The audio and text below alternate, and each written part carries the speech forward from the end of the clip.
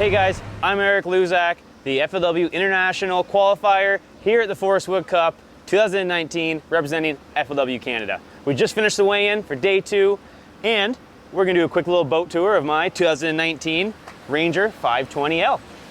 So we'll start here at the front, the business end, where all the real hard work happens. One thing I have to say that I really like about, I guess it's not even a new feature, but my boat before this was a 2004 and didn't have it. But having the cushioned floor in the front here is an absolute back saver. Love this. It's a simple thing that I think most bass boats have it now, but I'm standing up here all day. I don't like to use the seats. You see I have the plugs in the holes there. I find the seat kind of gets in my way. So the cushioned floor is nice. The recessed foot pedal, again, that's kind of standard for most boats nowadays, but I have the Alt-Trex. There's not many guys that don't have an Alt-Trex right now. It's really crucial. Anyway, so we're gonna hop in. I'll show you what the interior is like here. So yeah, I already mentioned the large front casting deck here. The 520 has a bit of a wider deck than the 521. That's why I opted to go with that. But the boat I had before this was actually a 521. So it was a real up in the air decision if I was gonna go with the 20 or the 21. I'm really happy with this. Obviously, I've got my push buttons for my poles. One tap down, boom. My 8-foot power pole blades go down. One tap up. That is awesome. A lot of the fish this week here at Hamilton were shallow, so I'd be on that bank grass, and if I had a bite or saw something, I'd pull down, and you know, absolutely crucial. So we got basically 2 rod lockers here, and then we have storage for this one here. I like to use for my life jacket. Got my Ranger life jacket in there. My Sims rain gear. It smells damp because we got rained on today, and I put it in there wet. But I'll show you in a minute how that doesn't matter with a Ranger. This one here. This is basically all my soft bait storage. So I keep all my lunker hunt baits in here. What I like to do is basically use, I like those plastic shoe boxes. So I find 4 of these plastic shoe boxes fit in here perfectly. One will be a drop shot box, one will be a jig trailer box, and then I have a little bit of space in behind for some miscellaneous baits. And then what I really like about these compartments is these ledges that they have. So I use all the Sunline fluorocarbon. So there's a little ledge behind here is great for storing all my, I use this 10 for leader material throughout the day. So I store all my line I need throughout the day right there. And then a little bit of scents fits up there. So I really like that little ledge. And then the rest of my baits are in here in the center rod box. So I do use my center rod box for rods. I know some guys fill this up with tackle. Often what I'll do is I'll have maybe all of my bait casters on this side and put all my spinning in the other side. Right now it's all a mess because we just finished checking in and weighing in, so I just chucked them in there. But on the sides, again, they got these really nice side compartments, so I keep all my, these big planos, they all fit in the sides here. So there's all jerk baits and spy baits and crank baits. And then the rest, I use these Ziploc bags, and actually I find this works really well. I haven't found another container that fits in this as well as just sliding these bags in. So like right here I have, this is all my shaky heads are in there, and then I've all like my, what are those, tungsten, my Woo tungsten flipping weights are all here, and that one's so full I can't even close it, but it doesn't matter because it just sits up in that little ledge there, and it's yeah, it's really good. I like it.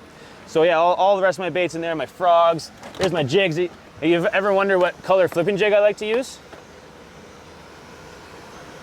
Custom made. Shout out to Tom Hardy, makes those jigs. Yeah, it is handmade by my team partner back in Canada, Tom Hardy. We like rattles. I will not use a jig without a rattle, so it's got a rattle in there. Smaller profile, 3/0 hook, and a finer skirt on it. But that's my favorite flipping jig right there. That's all you get to see about that. Here's another thing I really do like to use is all of these rod socks. So Woo Tungsten has rod socks now. I will put a rod sock on every single rod the second it's in here. I don't care how good your rod tubes are, you're gonna bend an eye once you put it in there, and then that eye's gonna fall off eventually. Not right away, but eventually it falls off. So I always use rod socks. And what I like about the rod socks, you can double up. You can put 2 or even 3 rods into one tube if you need to.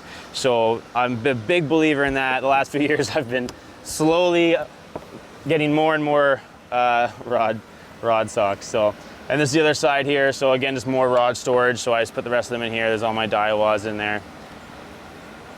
Again, every one of them with a rod sock. So yeah. Oh, and this is, I really like this. I added this to this boat. This is the, I forget what it's called, but this is not carpet. This is like a foam, like an anti-slip foam.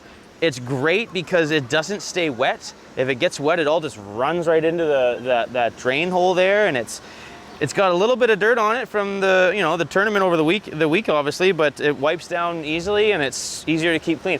I'm almost considering getting the entire boat made in that stuff. I like it so much, to be honest. And then obviously we have the cooler. Keeps drinks nice and cold. Also becomes my garbage can throughout the day as well. Threw some line in there. I had to retie some FG knots throughout the day. I drink a lot of coffee, so I always have my coffee mug with me. And actually I made this coffee at 4 a.m. this morning, and I think it's like 8 p.m. now. Still warm. It helps that it's 100 degrees outside though, but yeah, it's still warm. So yeah, I'm a coffee guy. Even the passenger seat, you can adjust it. So on other boats, obviously, even if the driver's seat adjusts, the passenger seat doesn't. If you have a shorter passenger, they can't put their foot in their footholds. They can't, you know, grab the handle in front of the dual console. If you had one, it's not safe. So Ranger made a sliding passenger seat, which is actually really handy. I opted to stick with this center compartment.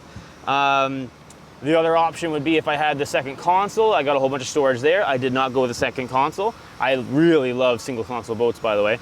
But this thing here is so handy. When I first saw it, I thought maybe my stuff might get wet because there's no weather stripping on it. But I've had this boat out in torrential downpour. Everything stays bone dry in here. I keep my fishing gloves in there. My buff's usually in there. Weigh scale, extra glasses are in there. Glass cleaning kit. I got 2 glass cleaning kits. Go figure. Gotta keep your glasses clean. Gum. You never know when you're gonna have to talk to a pretty girl out there in the water. So you want to make sure your breath smells good. Tylenol. That's important. That's pretty much what's in here. Oh, my weight. Oh, this is my weight from. This is depressing. That's my weight from yesterday at the FLW Cup. 11 pounds 12 ounces. I didn't get that today. Okay, now we're gonna go through the back of the boat. Obviously, we have live wells, very important. Ranger has huge live wells. I have the oxygenator in there. The oxygenator is key. What I've been doing lately, especially for smallmouth bass, big water smallmouth bass, they don't like the midsummer heat. I fill up the water once in the morning. I switch it to recirc, so it's not bringing any fresh water, and you have to have that oxygenator running. So you have the same water in there almost all day. Sometimes I'll switch it out once a day, and you dump a bunch of ice in there and a bunch of G-juice. Those fish stay cold, they stay comfortable, and definitely the way to do it, the oxygenator is key. If you don't have the oxygenator, you can't keep the same water in there all day. This back compartment, this is all my stuff, all my junk. Here's my GoPro that I thought I'd use at the Cup, I did not use. Culling beam, like they're all thrown in there. Stuff just kind of gets thrown in here. First aid kit, all that. Underwater camera, that comes in handy sometimes. Cloth to wipe down everything. I do not drink Diet Coke, but if you've never heard of this trick, this might save you half a pound in a tournament. If you have a bleeding fish, that's why these little mini bottles, actually they're perfect. I crack it open. I usually like to hold it over the back of the boat so I don't get the Diet Coke all on the live well, but you pour the Coke into the fish's mouth, in its throat, wherever it's bleeding, and it actually helps stop the bleeding. I have saved fish from pouring Diet Coke into its mouth. I don't know the science behind it, but it works. This side over here is typically my non-boater side. I like to give my non-boater a whole compartment there. In the Costa Series events, in this event, I had it full of ice. And believe it or not, in 100-degree heat, 4 ice things in there. This ice, I put in this morning, and it's still got ice, and that's just sitting in a compartment. So there you go. Oh, and also where I keep my Lug Hunt Phantom Spiders, just in case. That was the secret. Lastly, but definitely not least of the compartments, is your back here. What I really like, I keep my bumpers there just because they're out of the way. You got a spare prop holder in here. So I've got a 4-blade in here. I've got a 3-blade on right now. Always have a spare prop on you. I'm just running normal lead batteries. I know a lot of guys are going to those fancy, expensive ones. I'm running lead for my trolling motor, AGM for my starter. I do run all 4 of my Helix 10s everything off of one starter AGM battery, and it works fine. Okay, now, we talked about the business end. Let's talk about the fun end. Party in the back, business in the front, right? Is that it? No, that's the opposite of a mullet. This is the 2019 Evernood G2, 250 horsepower, HO, E-Tech. Gotta be the funnest motor I've ever owned and driven. This is my first year running an Evernood, and I couldn't be happier with it, I gotta say. The torque on this thing is unbelievable. People think it's a four-stroke with how it sounds. There's a nice kind of quiet, deep rumble to it. And the other thing is there's no oil reservoir in my boat anymore. It is a two-stroke, but the oil's inside the engine. You pop the cap, it takes 2 seconds. It takes a ton of oil, like 2 jugs of oil it fills up in there. I haven't had it filled up once since I've been down here in Hamilton, so that's good.